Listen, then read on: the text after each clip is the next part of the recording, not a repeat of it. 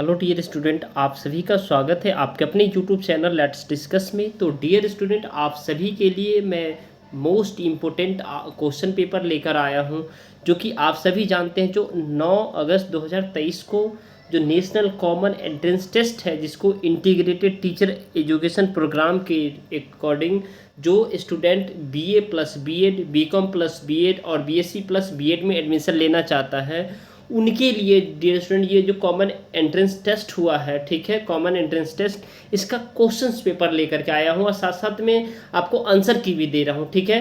तो I hope कि आपको समझ में आ गया।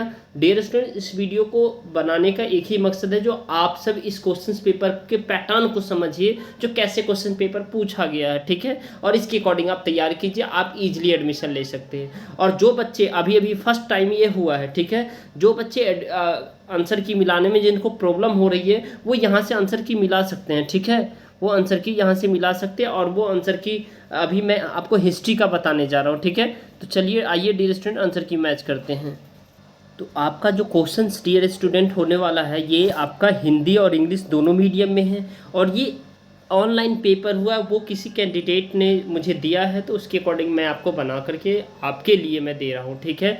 और वीडियो को पूरा देखिएगा डियर स्टूडेंट, और चैनल पे नए हैं तो चैनल को सब्सक्राइब जरूर कर लीजिएगा, ठीक है, और वीडियो को लाइक कर दीजिएगा और अपने दोस्तों तक ज़रूर शेयर कर दीजिएगा, ठीक है, क्योंकि आपकी लाइक और सब्सक्राइब से हमें मोटिवेट करते हैं, ताकि मैं आपके लिए और भी बेहतर अपडेट लेकर आया करूँ, ठीक है। तो चलिए डियर स्टूडेंट, क्वेश्चन नंबर आपका फर्स्ट है हिस्ट्री का। The Manu Smriti was compiled, यानी मनु स्मृति का जो संकलन कब किया गया था। तो आपका हिस्ट्री का मनु स्मृति का संकलन, ये देखिए थर्ड ऑप्शन है, between the 200 BCE and 200 CE, यानी 200 ईसा पूर्व से एवं 200 ईसा CE के मध्य, ठीक है। तो इसका ऑप्शन आप कौन सा, थर्ड ऑप्शन पुट करेंगे, ठीक है। और साथ साथ में डियर स्टूडेंट आपका क्वेश्चन नंबर यहाँ सेकेंड है, ठीक है, क्वेश्चन नंबर सेकेंड है। तो क्वेश्चन नंबर सेकेंड में है रॉलेट सत्याग्रह, खिलाफत आंदोलन, चंपारण आंदोलन और दांडी मार्च, इस सबको मैच करना है, ठीक है। तो आपको इस सबको मैच करना है। तो देखिए पहला जो है ना डियर स्टूडेंट, आपको याद रखना है, ये जो 1917 में जो है ना क्या हुआ था आपका, जो ये 1917 में डियर स्टूडेंट जो हुआ था आपका, जो है ना ये चंपारण आंदोलन हुआ था, जो कि गांधी जी ने किया था, ठीक है। क्या हुआ था, चंपारण आंदोलन। उसके बाद 1919 में डियर स्टूडेंट आपका जो है ना, मैं बता दूं, जो 1919 में जो आपका ये हुआ था डियर स्टूडेंट, ये आपका 1919 में आपका जो रॉलेट एक्ट था, ठीक है, ये रॉलेट एक्ट था, ठीक है। और साथ साथ में 1930 में आप सभी को पता है ये दांडी मार्च हुआ था, 1930 में दांडी मार्च हुआ था। और साथ में ये बता दो डियर स्टूडेंट, 1921 में खिलाफत आंदोलन हुआ था। तो इसके अकॉर्डिंग जो आपका ऑप्शन है, ऑप्शन सेकेंड फिट बैठता है, ठीक है, याद रखिएगा। तो रॉलेट एक्ट जो है ना हमारा कब हुआ था, 1919 में, चंपारण सत्याग्रह 1917 में, और साथ साथ 1930 में दांडी मार्च, और खिलाफत आंदोलन 1921 में, ठीक है। आई होप कि आपको ये समझ में आ गया। तो ऑप्शन नंबर आपका सेकेंड आंसर करेक्ट है, राइट। अब नेक्स्ट क्वेश्चन आपका देखते हैं डियर स्टूडेंट, ये भी बहुत ही अच्छा क्वेश्चन है डियर स्टूडेंट। ये देखिए, अब बाल गंगाधर तिलक कहाँ से बिलोंग करते थे, पंजाब से, लाला लाजपत राय, महात्मा गांधी और बिपिन चंद्र पाल। तो आप सभी को पता है डियर स्टूडेंट, ये जो क्वेश्चन है हमारा, क्वेश्चन नंबर आप देखिए, ये क्वेश्चन आईडी के साथ हम क्वेश्चन नंबर के साथ आपको करेक्ट आंसर दे रहे थे। क्वेश्चन थर्ड का जो आपका आंसर है, ठीक है डियर स्टूडेंट, ये आपका देखिए बाल गंगाधर तिलक महाराष्ट्र से थे, ठीक है, बाल गंगाधर तिलक कहाँ से थे, महाराष्ट्र से, ठीक है। उसके बाद डियर स्टूडेंट आपको याद रखना है, ये जो क्वेश्चन नंबर थर्ड है, उसके बाद आपका जो ना लाला लाजपत राय पंजाब से थे, ठीक है, आप इसके साथ जाएंगे। उसके बाद महात्मा गांधी आपको सबको पता है गुजरात से थे, और बिपिन चंद्र पाल ये बंगाल से थे, ठीक है, यानी आपका जो है ना बिपिन चंद्र पाल बंगाल से थे। तो आपका ऑप्शन नंबर जो है ना इस क्वेश्चन का स्पेशली जो है ना आपका जो है ना डियर स्टूडेंट सेकेंड हो जाएगा, कौन सा, सेकेंड आंसर हो जाएगा। और यहाँ देखिए इसका आंसर सेकेंड, ये बच्चे ने भी एकदम करेक्ट किया है, राइट। अब आपको नेक्स्ट क्वेश्चन की ओर ले चलते हैं डियर स्टूडेंट। ये आपको बताने संविधान सभा के अधिवेशन शुरू कब हुआ था, ठीक है, फोर्थ क्वेश्चन है आपका, संविधान सभा के अधिवेशन। तो याद रखिएगा यह 9 दिसंबर 1946 से स्टार्ट हुआ था। तो इसका ऑप्शन नंबर थर्ड है, ठीक है। इसके बाद डियर स्टूडेंट आपका जो है ना क्वेश्चन नंबर आपका फिफ्थ है, जो कि which one is correct about the idea of patriliny, यानी कहने का मतलब ये है, जो पितृवंशिकता प्रथा में से निम्नलिखित में से कौन सा सही है। तो इसमें जो सही है उसके साथ ही मैं जल्दी से जाऊंगा, क्योंकि हमें वीडियो जल्दी बनानी है। Only son could claim the reason of the father, यानी पितृसत्ता कहने का मतलब यह है केवल पुत्र अपने पिता के साधनों का दावा कर सकता है, यानी पितृसत्तात्मक, यानी पिता का शासन, यानी मेल डोमिनेट करता है, फीमेल को नीचे दिखाया जाता है, और मेल ही वो घर का मुखिया होता है, घर का मालिक होता है। ठीक है, अब आगे का क्वेश्चन ये देखिए, इसका आंसर क्वेश्चन नंबर फर्स्ट एकदम करेक्ट है, बच्चे ने लगाया है। ठीक है, अब देखिए क्वेश्चन नंबर 6 है जो है ना, where did the Dutch established their base in the India, यानी डच जो है ना अपना जो पहला एस्टेब्लिश्ड कब था, मसूलीपट्टनम, याद रखिएगा कहाँ किया था, मसूलीपट्टनम में किया था। ठीक है डियर स्टूडेंट, मसूलीपट्टनम में किया था। तो 6 का पहला क्वेश्चन हो गया। ठीक है, इसका भी आपका हो गया। अब क्वेश्चन नंबर 7 है। ठीक है, इलाहाबाद स्तंभ अभिलेख की भाषा क्या है, तो याद रखिएगा ये मोस्ट इंपोर्टेंट क्वेश्चन है। इलाहाबाद अभिलेख की जो भाषा है वो हमारा जो है ना क्या है, हमारा संस्कृत भाषा है। ठीक है, कौन सी है, संस्कृत भाषा है। उसके बाद डियर स्टूडेंट नेक्स्ट है who was the associated with the publishing A set of the Ashokan inscription, यानी अशोक के अभिलेख के सेट को प्रकाशित करने में माना जा रहा है जो कौन संबंधित है, तो अशोक के सेट को प्रकाशित करने में डियर स्टूडेंट, ये क्वेश्चन नंबर 8 का जो आंसर है वो आपका थर्ड के साथ जाएगा। ठीक है, थर्ड के साथ यानी अलेक्जेंडर कनिंघम है, राइट। उसके बाद एक क्वेश्चन नंबर आपका 9 है। क्वेश्चन नंबर 9 है द वर्स ऑफ द पुरुष सूक्त इज मेंशन, यानी पुरुष सूक्त श्लोक में वर्णित इसमें वर्णित है कितने हैं, तो पुरुष सूक्त में जो है ना वर्णित है डियर, जो ये कितने हैं ये बता दे रहा हूँ आपका, क्वेश्चन नंबर 9 है। तो इसका जो ऑप्शन आपका ये हो जाएगा ऋग्वेद में है, तो ऑप्शन नंबर फर्स्ट के साथ आप आंसर देंगे इसका। ठीक है, इसके बाद आपका क्वेश्चन नंबर 10, यानी लिस्ट 1 को लिस्ट सेकेंड से मिलाना है, तो आप याद रखिएगा इसको जो है ना, इसको मैच कर लीजिएगा। ठीक है, और ये क्वेश्चन नंबर कौन सा है, तो ये देखिए आपका क्वेश्चन नंबर 10 है। तो 10 का जो आपका आंसर है हो जाएगा, ये आपका थर्ड आंसर हो जाएगा, यानी थर्ड वाले। ठीक है, यानी गणपति जो है ना क्या है, ये परिवार की मुखिया होते हैं, और अनिमई जो होता दास होते थे, और आपका बेलार जो होता जमींदार हुआ करते थे, और साथ साथ में उझावर जो कि उलबर कहा जाते थे, हलवाहा हुआ करते थे। ठीक है, नेक्स्ट है आपका जो है ना क्वेश्चन नंबर 11 है। क्वेश्चन नंबर 11 है who was the political mentor of the Mahatma Gandhi, तो याद रखिएगा गोपाल कृष्ण गोखले थे, तो इसका ऑप्शन नंबर फर्स्ट हो जाएगा आंसर। ठीक है,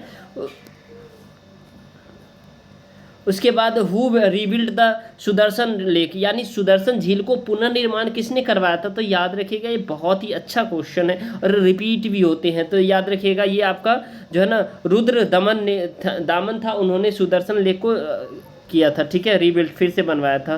क्वेश्चन नंबर हम 13 के साथ जाएंगे। ठीक है, क्वेश्चन नंबर 13 का हमारा जो आंसर है डियर, वो क्वेश्चन नंबर 13 का हमारा थर्ड आंसर है। ठीक है, यानी कहने का मतलब ये है जो आईने अकबरी किसने लिखा था, तो आईने अकबरी अबू फजल ने लिखा है। ठीक है, हुमायूं नामा, तो हुमायूं नामा जो है ना आपका वो किसने लिखा है, तो हुमायूं नामा जो है ना आपका गुलबदन ने लिखा है, और बादशाह नामा याद रखिएगा ये बहुत ही इंपॉर्टेंट है, अब्दुल हामिद लाहिरी ने लिखा था। ठीक है, बाबर नामा बाबर ने, तो याद रखिएगा बाबर नामा बाबर ने लिखा था, तो ये आपका थर्ड आंसर आपका करेक्ट हो जाएगा। ठीक है, इसके अकॉर्डिंग आपका आंसर थर्ड करेक्ट है, और ये आपका आंसर की के अकॉर्डिंग थर्ड करेक्ट है। ठीक है, इसके बाद आपका जो है ना in which language Silappatikaram has been written, यानी किस भाषा में लिखा गया है। 14 नंबर क्वेश्चंस का आपका आंसर जो है ना फर्स्ट हो जाएगा, ये आपका तमिल भाषा में लिखा हुआ है। कौन सा, तमिल लैंग्वेज में लिखा हुआ है, हिंदी इंग्लिश दोनों में है आपके पास, आप देख सकते हैं आपके पास चॉइस है। Mughal artist Mir Syed Ali was associated with the court of, Mughal artist जो थे वो मीर सैयद, वो किस कोर्ट से संबंधित थे, किसके दरबार से संबंधित थे, तो याद रखिएगा ये क्वेश्चन नंबर पे ये फर्स्ट हो जाएगा, हुमायूं के दरबार से थे, किससे, हुमायूं के दरबार से। ठीक है, अगला क्वेश्चन है question number 16, which language the Chandi, यानी कहने का मतलब चंडी मंगला कविता की रचना किस भाषा में हुई है, तो ये आपका 16 है, इसका जो भाषा का था वो बंगाली था, याद रखिएगा ये थर्ड ऑप्शन इसका करेक्ट हो जाएगा, राइट। उसके बाद क्वेश्चन नंबर 17 है the first all Indian census was attempted, first all Indian census जो कब अटेम्प्ट किया गया था, यानी अखिल भारतीय जनगणना का पहला प्रयास इस वर्ष में किया गया था, किस वर्ष में किया गया था ये पूछा जा रहा है। तो ये आपका जो है ना ये 1872 में 1872 में किया गया था, राइट। इसके बाद क्वेश्चन नंबर 18 है, क्वेश्चन नंबर 18 में 1929 का कांग्रेस अधिवेशन किस शहर में हुआ था, तो कांग्रेस का अधिवेशन लाहौर शहर में हुआ था। 18 क्वेश्चन का 18 क्वेश्चंस का आपका लाहौर में हुआ था, याद रखिएगा, ठीक है। तो ऑप्शन नंबर फर्स्ट के साथ आप जाएंगे इसमें। क्वेश्चन नंबर 19 है, लिस्ट 1 को लिस्ट 2 से फिर से मिलाना है, तो 19 का आपका जो आंसर है ये थर्ड के साथ आपका जाएगा, ठीक है। यानी जो है ना जमा जो है ना क्या होता था, निर्धारित रकम को कहा जाता है, ठीक है। उसके बाद आपको दीवान जो है ना क्या होता था, वित्तीय अर्थव्यवस्था की देखरेख होती थी। और अमील गुजार को कहा जाता था राजस्व संग्राहक, और साथ साथ में हासिल क्या होता था, सचमुच वसूली की गई रकम को हासिल कहते हैं। अब आपका नेक्स्ट क्वेश्चन है, क्वेश्चन नंबर 20 है, which one of the following stone inscriptions record the history of the guild of silk weavers who originally lived in the Lata Gujarat. यानी निम्नलिखित में से किस अभिलेख में रेशम के बुनकरों की एक श्रेणी का वर्णन मिलता है जो कि मूलतः लाट गुजरात प्रदेश से निवासी थे। तो ये आपको बता दें, ये 20 का जो आपका आंसर हो जाएगा ये बहुत ही आसान है, ये आपका मंदेर शिलालेख से रिलेटेड है, तो ऑप्शन नंबर सेकेंड करेक्ट हो जाएगा, राइट। अब आगे का क्वेश्चन है who was known as the frontier Gandhi. तो ये आप सबको पता है, खान अब्दुल गफ्फार खान है, ये ऑप्शन नंबर फर्स्ट के साथ आप जाएंगे। 22nd क्वेश्चन है, 22nd क्वेश्चन का है यानी पोलज भूमि की एक श्रेणी थी, जिसका अर्थ था पोलज जो एक लैंड का जो है एक कैटेगरी है, इसका मतलब क्या होता है ये बताया जा रहा है, ठीक है। पोलज लैंड का क्या एक श्रेणी है, तो इसका मतलब क्या होता है, तो पोलज का मतलब होता है the land which was cultivated annually for each crop annually. यानी वह भूमि जिसके एक के बाद एक हर फसल की सालाना खेती होती है, ठीक है। इसके बाद नेक्स्ट क्वेश्चन है 23rd है जो आपका क्वेश्चन है the Mughal author Sadullah Khan was associated with the revising which of the following text. यानी सदुल्ला खान किस टेक्स्ट से, यानी मुगल लेखक सदुल्ला खान किस ग्रंथ के संशोधन से संबंधित है। तो याद रखिएगा 23rd का आपका आंसर हो जाएगा बादशाहनामा, ठीक है। किससे, बादशाहनामा, और यही आपका आंसर है, ऑफिशियली आंसर भी है, ठीक है। 24 है Mughal empire adapted the title of the Shahenshah. यानी मुगल सम्राट ने शहंशाह की पदवी धारण किया, इसका मतलब क्या होता है, तो आपको बता दूं इसका मतलब होता है किंग ऑफ द किंग, यानी राजाओं का राजा, ठीक है। क्या होता है, king of the king. Fourth question का आंसर है फोर्थ, ठीक है।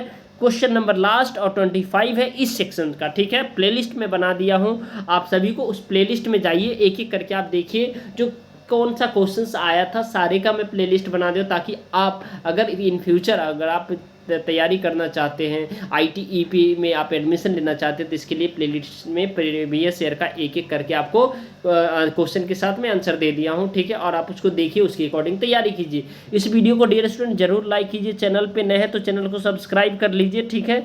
और अपने दोस्तों तक शेयर कीजिए, ठीक है, ताकि हमें भी मोटिवेट होते हैं, ताकि आपका जो लिए और बेहतर से बेहतर मैं काम कर सकूं और आपको मैं इस तरीके का जो है ना मतलब नॉलेज प्रोवाइड कर सकूं, ठीक है। चलिए, तो क्वेश्चन नंबर लास्ट है इसका, ठीक है। लिस्ट ए को लिस्ट बी से मिलाना है, ठीक है। तो क्वेश्चन नंबर 25 का आपका जो है ना dear student answer number D हो जाएगा। कैसे होगा देखिए, यानी फोर्थ, यानी कह रहा है जो है ना गांवों का मुखिया कौन हुआ करता था, गांवों का मुखिया मुकद्दम, यानी मुकद्दम हुआ करते थे। उसके बाद किसान रैयत को कहा जाता है, ठीक है। उसके बाद थर्ड है कृषि श्रमिक जो है ना क्या होते थे, कृषि श्रमिक मंजूर को कहा जाता था। और डी है आपका सेकेंड ऑप्शन है, यानी पहिकास्त को कहा जाता था, किसको, पहिकास्त को, यानी गैर आवासीय कृषक। तो आई होप कि आपको ये समझ में आ गया। अब हम नेक्स्ट जो हमारा जो टेस्ट पेपर है उसको मैं करेंगे और आपको प्लेलिस्ट में मिल जाएगा, ठीक है डियर स्टूडेंट। तो इस वीडियो को लाइक ज़रूर कीजिए, कमेंट करके बताइए आपको कैसा लगा। चलिए bye bye, take care, have a nice day.